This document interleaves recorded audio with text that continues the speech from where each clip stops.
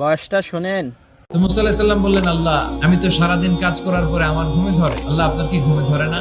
আল্লাহ বললেন, কোনো কথা বলা যাবে না, দুইটা গ্লাসের ভেতরে পানি নাও আর পানি ভর্তি গ্লাস নিয়ে তুর পাহাড়ের উপরে দাঁড়াও। সেদিন মুসা আলাইহিস সালাম দাঁড়ালেন, আল্লাহরে আবার জিজ্ঞেস করলেন, আল্লাহ আমি জিজ্ঞেস করলাম কি আর আপনি করতে বললেন কি? আল্লাহ বললেন, কথা বলো না, যা বলেছি তাই করো। মুসা আলাইহিস সালাম কিছু বলতে পারে না, পানি নিয়ে দাঁড়িয়ে রইলেন। মুসা আলাইহিস সালামকে আল্লাহ বললেন, তুমি দাঁড়িয়ে থাকো, আর ঘুম রে বললেন, ঘুম তুই মুসারে ধর।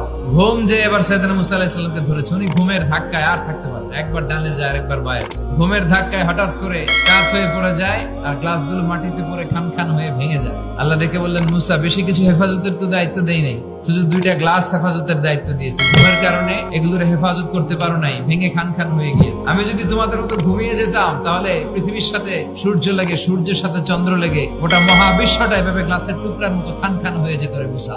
এজন্য লা তাখুযুহু সিনাতুন ওয়ালা নাওম, আমার ঘুমেও ধরে না, ঘুমের আগে যে তন্দ্রা আসে ওইটাও ধরে।